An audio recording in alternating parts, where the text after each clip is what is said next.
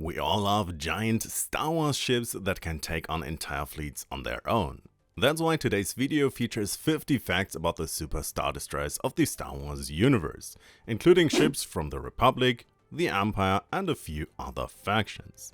So be sure to stay tuned. With the Executor in The Empire Strikes Back, we saw our first super star destroyer in the Star Wars movies. And just a few years ago, in The Last Jedi, we saw another giant Star Wars ship, the Supremacy.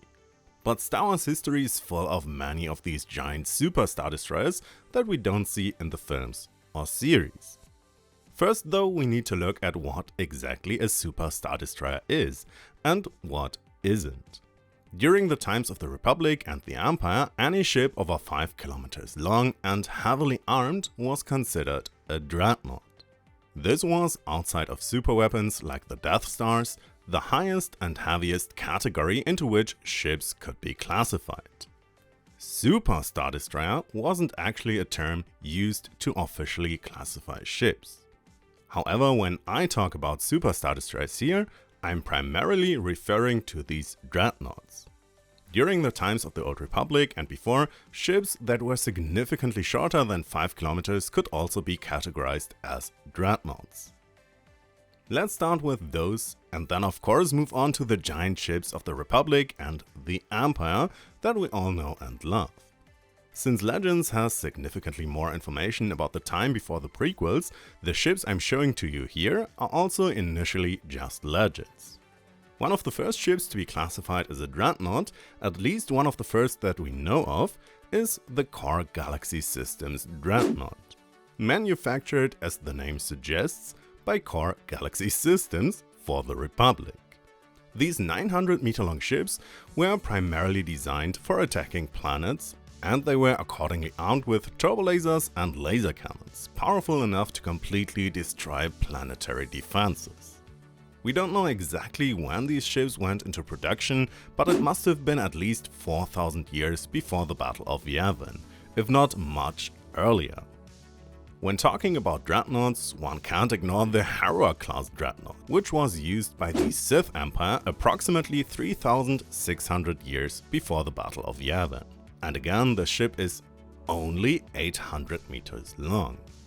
The kilometer-long superships only really became the norm in the galaxy a few decades before the Clone Wars. These Hera dreadnoughts were armed with over 32 turbolasers and could carry up to 95 starfighters and 7,300 soldiers. If we go further in the direction of the Clone Wars, we could mention the Dreadnought Cruiser. It usually only appears in stories set during the Imperial era, but there it is described as an Old Republic design, which the Republic had also been using for centuries. Here we have the problem that the ship is always described as a Dreadnought-class heavy cruiser. Is that a name that the 600-meter-long ship has always had? Or was it called a Dreadnought by the Republic because it was supposed to be some kind of proto-Dreadnought? And the categorization of heavy cruisers came later? Or was it given that name right from the beginning? We don't really know. But we do know of another Republic ship that is supposed to be of a similar age to the Dreadnought-class cruisers and is more in the right direction, namely the 2011-meter-long Invincible-class Dreadnought. These massive ships entered service approximately 3,000 years before the Battle of Yavin and were even used in the Clone Wars and later by the Empire. So they were truly useful ships for a long time. Although I imagine some upgrades were made over those 3,000 years. With 6 assault missile launchers, 30 quad laser cannons and 12 turbolasers, they were reasonably well armed for their size, both for their time and for the time shortly before the Clone Wars. That's why these Invincible-class dreadnoughts were later no longer considered dreadnoughts but simply battlecruisers. Besides the Republic, there were other factions at the time that also used dreadnoughts. For example, the Mandalorians with their Kandosi dreadnought. These ships were only 1,360 meters long, but were armed with 5 heavy twin turbolasers, 4 ion cannons, 2 triple laser cannons and 2 super heavy assault missile launchers. As with many other things, the design of these ships wasn't even Mandalorian, but rather of a species of Fenelar. However, they were conquered and absorbed by the Mandalorians, which is why this ship also became a Mandalorian ship. Also used approximately 3,600 years before the Battle of Yavin. But some of them could still be found in later millennia. Moving more towards the Republic and the prequel era, we can't ignore a super star destroyer that's also 8 kilometers long. The Mandator Dreadnought. This Mandator Dreadnought unfortunately hasn't received any official artwork yet, but it exists both in canon and in Legends. There are some cool fan designs, thanks in part to the various mods for the video game Empire at War, which add Republic ships to the game, which you can see in the background here, from the Fall of the Republic mod, but I also used some footage of the THRAWNS Revenge mod. But as I said, unfortunately nothing official. You could say, however, that these super ships marked the beginning of a planet that would continue to be important to the Republic and to super ships in the decades to come. Kuat. Now you have to know that about 1000 years before the movies, the Ruusan Reformation took place in the Republic, which, among other things, attempted to prevent new wars by establishing regulations for ships. The number and size of weapons and propulsion systems a ship was allowed to have were highly regulated and were intended to prevent any party from producing overly powerful warships. And it was precisely under the rules of this Ruusan Reformation that Kuat built the first Mandator Dreadnought, an 8-kilometer long ship with horrific engines and virtually no armament. Why did they do that? Primarily for advertising, along the lines of, hey, we can build some really cool ships, don't you want one too? But also for defense. Even though they weren't heavily armed for their size, they were large, intimidating ships that could still scare off pirates. And Kuat had 7 of these massive warships in its own star system. When the Clone Wars then broke out and the Ruusan Reformation was thrown into disarray, Kuat had an easy time to equip the Mandator Dreadnoughts with a host of additional weapons. And the Mandator II Dreadnoughts were also created, also 8-kilometer long ships, which were then equipped with decent weapons and engines right from the start, although unfortunately we don't know exactly how many of them there were. According to some sources, these Mandator II Dreadnoughts were so powerful that 1000 separatist recusant cruisers were needed to destroy a single one. That's quite a number. And by the way, if you like this video and want to see more videos like this, maybe about Rebel or New Republic ships in the future, feel free to subscribe to get notified when I upload the next video. After the upgrade to the Mandator IIs, there was also a Mandator III, which was produced sometime later, namely after the completion of the Executor under the Imperial flag. The interesting thing about the Mandator III is that we still don't have any official pictures of it, but we do know that it was produced at the same time as the Bellator class Dreadnought. And the two weren't exactly sister models, maybe more like cousins. So they had similarities, but they weren't the same. And this is what the Bellator looks like. We have an official picture of it. And there will be more about the Bellator in a moment. Because we also know about a Mandator IV Dreadnought. While the information about the first 3 Mandator Dreadnoughts was legends, the Mandator IV is purely canon. It's the First Order Dreadnought, which we see in Episode 8. As much as I don't like the sequels, it's also nice to see that some pretty in-depth Legends facts were incorporated here. This Mandator IV Dreadnought was 7,669.71 meters long, oddly precise for the length of a Star Wars ship, and was famously armed with 26 anti-aircraft laser cannons and 2 orbital autocannons. So like the first Dreadnoughts we looked at today, it was also responsible for besieging planets. Okay, we've looked at many different Super Star Destroyers, but when you hear the word Super Star Destroyer, you probably first think of the Executor, or at least a ship of its class. So let's talk a little about Executor and then look at other lesser known Super Star Destroyers of the Empire. The length of the Executor wasn't always the same. In the novels of the 90s, the Executor was often described as an 8-kilometer long ship. Until the movies were looked at more closely, and it was discovered that the Executor, when compared to Star Destroyers that were 1.6 kilometers long, should actually be significantly larger, which is why it was retconned to 19 kilometers long. When and where the Executor was built varies from source to source. Some sources say it was built over Kuat, others state Fondor, and others say Fondor first, then Kuat. And we don't know exact dates here.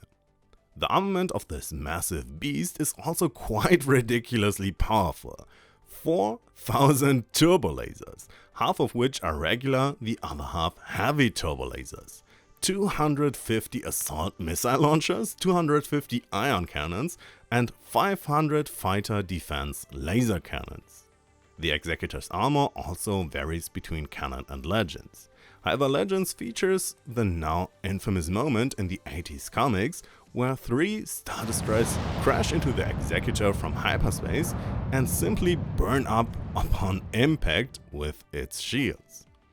Accordingly, the Executor should be able to withstand a lot, which makes you wonder how it could have been destroyed by the crash of a single A-Wing. In Legends, we learn that some rebel fighters were previously tasked with sabotaging the Executor's engines.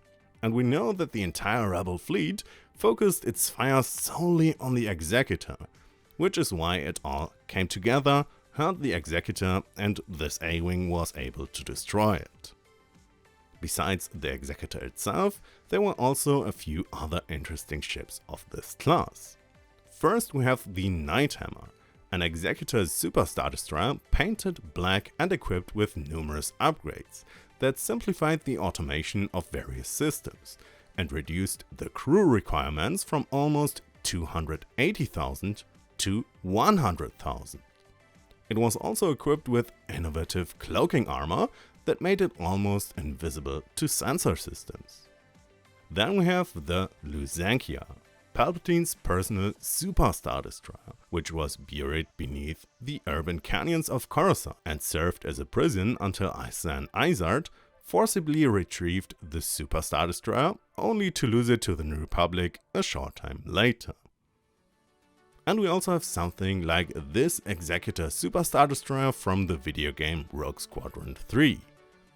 Unfortunately, it doesn't have a name, but we know that it was supposed to be equipped with experimental cloaking technology via Fondor, which would have made it completely invisible. However, it was destroyed by the rebels before completion. One ship that passed as a Super Star Destroyer but wasn't all that heavily armed was the Archammer. A 9,600 meter long ship, it was more factory than warship. Under the command of General Rom Mog, the Archammer was the primary production facility and base of the Dark Trooper program. Mog had been fascinated by cybernetics since the Clone Wars and managed to create perfect super soldiers for the Empire. The droids of the Dark Trooper series were then both produced on the Archammer and could be dropped onto their targets from the Archammer in drop pods.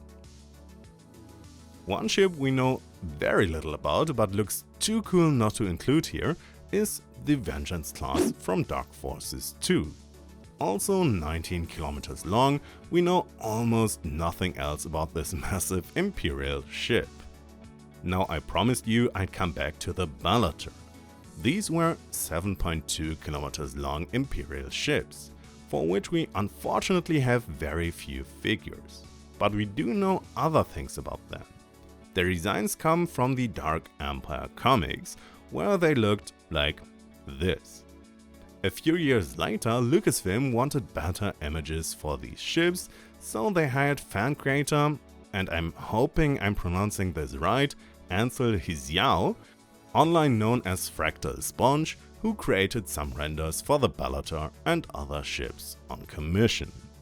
In addition to the Bellator, we also have the design for the related ship, the Assertor class, a 15-kilometer long dreadnought about which we know a little more.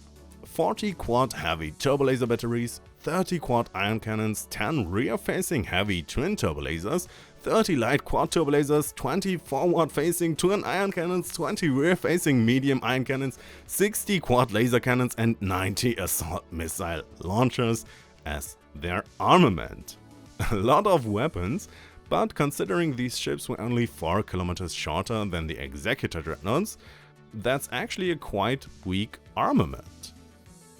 Interestingly, the design of the Assertor dreadnought has already made it into canon.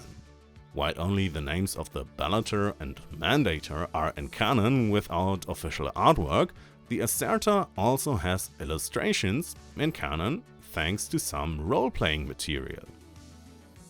And I haven't specifically addressed them up to this point, but of course there were also superweapon super star destroyers, like the Eclipse, which was stated to be 17.5 kilometers long.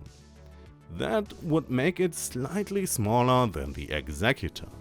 However, that number comes from the era when the Executor was still 8 kilometers long. If you put that into perspective, the Eclipse would have to be a bit longer than 41.5 kilometers after this length retcon. After the Eclipse, the more powerful Eclipse 2 was produced, but that could also be destroyed. And after that, the Empire wanted to try its hand at the Sovereign dreadnoughts. Slightly smaller superstar destroyers, cheaper, but capable of mass production. However, the Empire never got around to do that. There are plenty of other ships that could be considered superstar destroyers, like the Hapen's 2.5 kilometer diameter Starhome, which served as their headquarters, space station and battle station. But there isn't enough space for that in this video, so let me know in the comments if you'd like to see more about other different Star Wars ships. And if you want to learn more about standard Imperial Star Destroyers, check out the video in the end card here. With that, have a great day and may the Force be with you.